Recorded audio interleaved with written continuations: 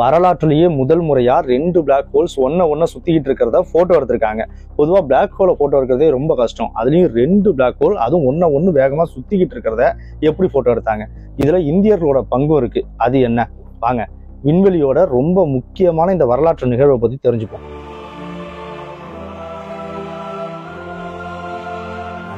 Black ஹோல்ன்றதே ரொம்ப காலமா மர்மமாவே இருந்த ஒரு விஷயம் தான்.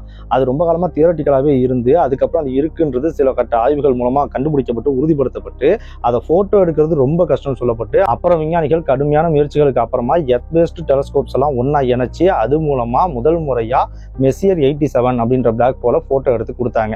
அதுக்கப்புறம் நம்ம ஓன் கேலக்சியோட மில்கி வே கேலக்சியோட மையத்தில் இருக்கக்கூடிய சாகிட்டரியஸ் ஏ அப்படின்ற பிளாக் ஹோலையும் அடுத்தது போட்டோ எடுத்தாங்க. இந்த விஷயம் அந்த டைம்ல மிகப்பெரிய விண்வெளி சாதனையா பார்க்கப்பட்டு பயங்கரமான விவாதங்களை உருவாக்குச்சு. எப்படி பிளாக் ஹோல்ன்றது ரொம்ப காலமா தியரட்டிக்கலாவே இருந்து அதுக்கப்புறம் அந்த புகைப்படம் எடுத்து நிரூபிச்சாங்களோ அதே மாதிரி ஒரு பிளாக் ஹோலை இன்னொரு பிளாக் ஹோல் சுத்தி வரும். அப்படி சுத்தி வரதுக்கு பேர் பைனரி பிளாக் ஹோல் சிஸ்டம்னு சொல்லுவோம்.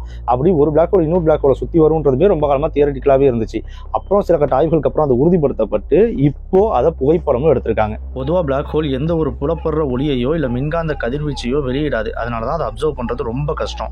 அதே போல தனியா இருக்கிற ஒரு பிளாக் ஹோல் கிராவிடேஷனல் வேவ்ஸையும் ஈர்ப்பு அலைகளையும் கூட வெளியிடாது. ஆனா 2 பிளாக் ஹோல்ஸ் ஒன்னு வேகமா சுத்திக்கிட்டு இருக்கும் போது அதனோட பிரம்மாண்டமான சைஸாலையும் அந்த மாசாலையும் ஒன்னு வேகமா சுத்துறதாலையும் அதுங்களை சுத்தி உள்ள ஸ்பேஸ் டைம்ல அலைகளை உருவாக்கி அந்த ஈர்ப்பு அலைகளை கதிர்வீச்சா வெளியிடும். இப்படி வெளிவர ரேடியேஷன்ஸ் தனித்துவமான அலை வடிவமா இருக்கும்ன்றது ஐன்ஸ்டீனோட சார்பியல் கோட்பாடு மூலமா தெரிய வந்துச்சு. இப்படி பைனரி பிளாக் ஹோல் ஈர்ப்பு அலைகளை கிராவிடேஷனல் வேவ்ஸை உருவாக்குன்றது உறுதிப்படுத்தப்பட்டதுனால 20ஆம் நூற்றாண்டோட பிற்பகுதியிலையும் 21ஆம் நூற்றாண்டோட முற்பகுதியிலையும் கிராவிடேஷனல் வேவ்ஸை கண்டுபிடிக்கிறதுக்கான அப்சர்வ் பண்றதுக்கான ஒரு மிக ஸ்ட்ராங்கான ஒரு சோர்ஸா பைனரி பிளாக் ஹோல்ஸ் ஒன்னு சுத்திட்டு இருக்கக்கூடிய பிளாக் ஹோல்ஸ் கருதப்பட்டுச்சு. 2 பிரம்மாண்டமான பிளாக் ஹோல்ஸ் இப்படி ஒன்னு சுற்றும் போது அதங்களோட சுற்றுப்பாதை சிதைவடையும். அதே நேரத்தில் அந்த சுற்றுப்பாதையோட காலமும் குறையும். இப்படி சுத்திட்டு இருக்க பிளாக் ஹோல்ஸ் கொஞ்சம் கொஞ்சமா நெருங்கி ஒரு கட்டத்துல மோதி ரெண்டும் ஒன்னா ஒரே பிளாக் ஹோலா மாறி முடிகிற வரைக்கும் இந்த நிகழ்வு தொடர்ச்சியா நடந்துகிட்டே இருக்கும். இப்படி 2 பிளாக் ஹோல்ஸ் ஒன்னு நெருங்கி கடைசியா ஒன்றிணையறது தான் கிராவிடேஷனல் வேவை உருவாக்குறதுக்கான ஒரு முக்கியமான சோர்ஸா இருக்கு.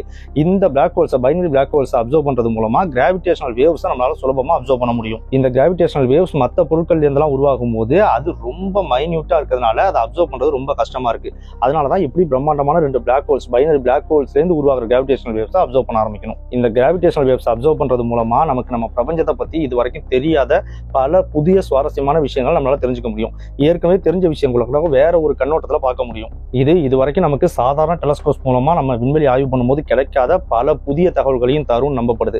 அதனாலதான் விஞ்ஞானிகளுக்கு இந்த கிராவிடேஷனல் வேவ்ஸ்ன்றது ஈர்ப்பு அலைகள்ன்றது ரொம்ப முக்கியமா பார்க்கப்படுது.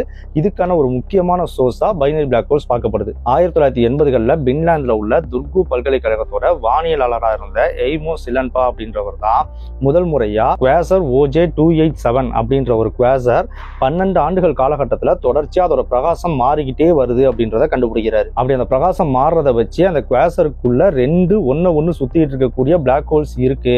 அதுங்களோட இயக்கம் தான் இப்படி இந்த மாற்றத்தை ஏற்படுத்துதுன்னு சொல்றாரு. அதுக்கப்புறமா 2015ல தான் லிகோன்னு சொல்லப்படுற லேசர் இன்டர்ஃபெரோமீட்டர் கிராவிடேஷனல் வேவ் அப்சர்வேட்டரியில முதல் முறையா கிராவிடேஷனல் வேவ்ஸ் இருக்கு அப்படின்றத உறுதிப்படுத்துறாங்க. இப்படி டிடெக்ட் பண்ணப்பட்ட அந்த வேவ்ஸுக்கு GW150914 அப்படின்னு பேர் வைக்கிறாங்க.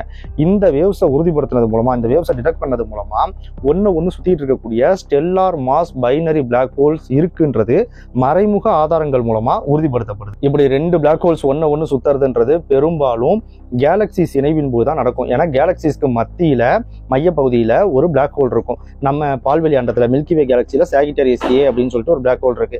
அந்த மாதிரி பிளாக் ஹோல் இருக்கும். 2 கேலக்சிஸ் ஒன்னு அப்படியே இணையும் போது அதுங்களுக்குள்ள உள்ள பொருட்கள் எல்லாம் அந்த சூரியன் அந்த நட்சத்திரங்கள் இதெல்லாம் ஒன்னு மோதிக்கிறதுக்கான வாய்ப்பு ரொம்ப கம்மி.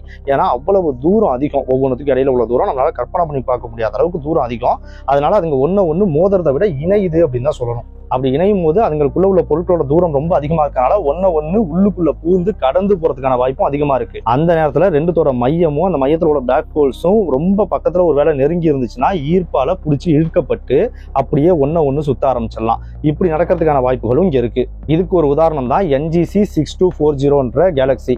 இந்த கேலக்சியோட மையத்துல 2 பிளாக் ஹோல்ஸ் ஒன்னு சுத்திக்கிட்டு இருக்கு. இப்படி பைனரி பிளாக் ஹோல்ஸ் இருக்கு. அதுங்க கிராவிடேஷனல் வேவ்ஸை உருவாக்குன்றதெல்லாம் தியரிட்டிக்கலாகவும் மறைமுக ஆதாரங்கள் மூலமாக மட்டுமே தெரிய வந்த இந்த நேரத்துல இப்போ குவாசர் OJ287 அப்படின்ற ஒரு பைனரி பிளாக் ஹோலை 2 பிளாக் ஹோல்ஸை படம் எடுத்து காமிச்சிருக்காங்க. இதுதான் அப்படி முதல் முறையா இப்ப எடுக்கப்பட்ட பைனரி பிளாக் ஹோலோட படம். இதை பத்தி பார்க்கறதுக்கு முன்னாடி ஒரு விஷயத்தை தெளிவுபடுத்திடுறேன். பிளாக் ஹோலை நேரடியா படம் எடுக்கிறதுன்றது அந்த பிளாக் ஹோலையே படம் எடுக்கிறது இல்லை. ஏன்னா நான் ஏற்கனவே சொன்ன மாதிரி அது லைட்லாம் எமிட் பண்ணாது, அதனால அதை நேரடியா படம் எடுக்க முடியாது. ஸோ ஒரு பிளாக் ஹோலை படம் எடுக்கிறதுன்றது அதை சுற்றி ஒளிரக்கூடிய கேஸையும் டஸ்டையும் அந்த க்ளோவாகக்கூடிய பார்ட்டிகிள்ஸை படம் எடுக்கிறது தான். இப்போ நீங்க பார்த்துட்டு இருக்க இந்த படத்துல ஒளிரக்கூடிய பகுதிகள்லாம் அப்படிப்பட்டதுதான். குவாசர்ன்றது என்னன்னா இந்த பிரபஞ்சத்துல இருக்கிறதுலயே ரொம்ப அதிகமா ஒளிரக்கூடிய ஒண்ணு.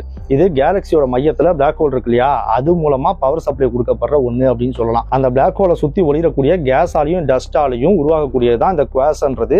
இது ரொம்ப பிரகாசமான ஒண்ணு. இந்த மாதிரி ஒரு குவாசர் தான் இப்ப படம் எடுக்கப்பட்டிருக்கிற OJ-287 அப்படின்ற குவாசர். இது நம்ம பூமியிலிருந்து 4 பில்லியன் ஒளியாண்டுகள் தூரத்துல இருக்கு. இந்த குவாசர் நான் ஏற்கனவே சொன்ன மாதிரி இதுக்குள்ள ஒரு பிளாக் ஹோல் இருக்கும் தான். இந்த ஒளிரக்கூடிய இந்த குவாசருக்குள்ள ஒரு பிளாக் ஹோல் இருக்கும். ஆனா இந்த OJ-287 குவாசருக்குள்ள ஒன்னு இல்ல 2 பிளாக் ஹோல் ஒன்னு சுத்திக்கிட்டு இருக்கு அப்படின்றது ஏற்கனவே உறுதிப்படுத்தப்பட்டுருச்சு. ஆரம்பத்துல அதோட ஒளியில ஏற்படுற மாற்றம் மூலமா கணிச்சாங்க. அதுக்கப்புறமா அதுல இருந்து வந்த கிராவிடேஷனல் வேவ்ஸ் மூலமா அதை உறுதிப்படுத்திட்டாங்க. ஆனா இப்போ அதை புகைப்படம் எடுத்திருக்காங்க. இதை புகைப்படம் எடுக்கிற இந்த கடினமான வேலையை துர்கு பல்கலைக்கழகத்தோட மௌரி வால்டோன்ற தலைமையிலான ஒரு குழு செய்யுது. இந்த குழுவுல ஆரியப்பட்ட அறிவியல் ஆராய்ச்சி நிறுவனத்தோட சில அறிவியலாளர்களும் அப்புறம் டாடா அறிவியல் நிறுவனத்தோட சில நிறுவனர்களும் முக்கியமான பங்காற்றிருக்காங்க. இவங்களாம் இந்தியர்கள். இந்த புகைப்படத்தை எடுக்கிறதுக்கு ரஷ்யாவோட ஆஸ்ட்ரான் சேட்டலைட்டை பயன்படுத்துறாங்க. இது விண்வெளியிலிருந்து கீழே கிரவுண்ட் பேஸ்ல இருக்கக்கூடிய மற்ற டெலஸ்கோப்ஸோடையும் கனெக்ஷன்ல இருக்கும். இது கிரவுண்ட் டெலஸ்கோப் காட்டுற இமேஜை விட, கிரவுண்ட் டெலஸ்கோப் மூலமா நம்ம எடுக்கிற இமேஜை விட பல மடங்கு ரெசல்யூஷனான இமேஜை நமக்கு கொடுக்கக்கூடியது. சரியா சொல்லணும்னா இது சாதாரணமான ஆப்டிக்கல் டெலஸ்கோப் தர ஒரு போட்டோவை விட 1,00,000 மடங்கு ஷார்ப்பான போட்டோவை கொடுக்கும். அப்படிதான் இப்ப இந்த படத்தை எடுத்திருக்காங்க. இப்படி 2 பிரம்மாண்டமான விண்பொருட்கள் லாக் ஆகி ஒன்னு சுத்துறது பாக்குறதுக்கு டான்ஸ் ஆடுற மாதிரியே இருக்குன்றதுனால இதுக்கு கிராவிடேஷனல் டான்ஸ் அப்படின்னு பேரு. இப்படி ஒன்னு சுத்துற இந்த 2 பிளாக் ஹோலோட சைஸ் என்னன்னு பார்த்தா இதுல ஒரு பிளாக் ஹோல் ரொம்ப பெருசு. எந்த அளவுக்குன்னா நம்ம சூரியனை விட 1800 கோடி மடங்கு பெருசு. அடுத்தது சின்ன பிளாக் ஹோல், இன்னொன்னு சின்னது, அது அந்த பெரிய பிளாக் ஹோலை சுத்தி வந்துகிட்டு இருக்கு. அந்த சின்ன பிளாக் ஹோல் 15 கோடி மடங்கு நம்ம சூரியனை விட பெருசு. இந்த பெரிய பிளாக் ஹோலை அந்த சின்ன பிளாக் ஹோல் சுத்தி வரும்போது அந்த பெரிய பிளாக் ஹோலை சுத்தி ஒரு டிஸ்க் இருக்கு. அந்த டிஸ்குக்குள்ள ஒரு 12 ஆண்டுக்கு ஒரு 2 முறை நுழைஞ்சு போயிட்டு வருது. இதுதான் அந்த 12 ஆண்டுகள் காலகட்டத்துக்குள்ள அந்த ஒளியில ஏற்படுற மாற்றத்துக்கு காரணம். இந்த நேரத்தில் ஏற்படக்கூடிய அந்த பிரைட்னஸ் பல ட்ரில்லியன் ஸ்டார்ஸோட நட்சத்திரங்களோட பிரைட்னஸ்க்கு ஈக்குவல் ஆனது. இந்த ஃபிளேர் எப்போதும் ஒரே இடத்துலயும் தோன்றிக்கிட்டு இருக்காது. அந்த சுற்றுப்பாதை, இந்த பிளாக் ஹோல்ஸ் ஒன்னு சுத்திக்கிற அந்த சுற்றுப்பாதை தொடர்ச்சியா மாறிக்கிட்டே இருக்கக்கூடியது. அதனால அந்த ஃபிளேரும் ஒவ்வொரு தடவையும் ஒவ்வொரு இடத்துல தோன்றிக்கிட்டு இருக்கும். இப்படி அந்த சின்ன பிளாக் ஹோல் அந்த டிஸ்குக்குள்ள நுழைஞ்சு வரும்போது சூப்பர் ஹீட்டர் ஜெட் எனர்ஜி பயங்கரமா வெளியேறிக்கிட்டே இருக்கும். அதே நேரத்தில் பிளாஸ்மாவும் தொடர்ச்சியா வெளியேற்றப்பட்டுக்கிட்டே இருக்கும். இதுதான் இந்த விளிம்புகள்ல நீங்க பாக்குறீங்க. இந்த ஜெட்டோட தனித்தன்மையான அடையாளத்தை தான் இப்ப விஞ்ஞானிகள் படம் பிடிச்சிருக்காங்க. இந்த பெரிய பிளாக் ஹோல் அந்த சின்ன பிளாக் ஹோல் சுத்தி வரும்போது அதை சுத்தி இருக்கக்கூடிய டஸ்ட், அந்த க்ளோவிங் டஸ்ட், அந்த கேஸ், அதெல்லாம் அந்த சுற்றுப்பாதையோட விசையால முறுக்குன மாதிரி அப்படியே சுழட்டின மாதிரி ட்விஸ்ட் ஆகிறது தெரியுது பாருங்க. இப்படி பிரம்மாண்டமான 2 பொருட்கள் ஒன்னு சுத்தும் போது உருவாகிற அந்த கிராவிடேஷனல் வேவ்ஸை நம்ம அப்சர்வ் பண்றது மூலமா கிராவிட்டி, டைம், ஃபேப்ரிக் இதெல்லாம் பத்தி நமக்கு தெரிஞ்சதை விட இன்னும் அதிகமா புரிஞ்சுக்க முடியும். இப்படி சுத்திட்டு இருக்க இந்த 2 பிளாக் ஹோல்ஸும் ஒரு நாள் ஒன்னா நெருங்கி கொலைட் ஆகி மோதி ஒரே பிளாக் ஹோலா மாறப்போகுது அப்படின்றதுக்கான இப்ப இருக்கக்கூடிய சாட்சியா நாம இருக்கோம். அடுத்து இதே மாதிரி இன்னொரு காணொளியில சந்திப்போம். நான் ஹரிஹரச்சன்னா.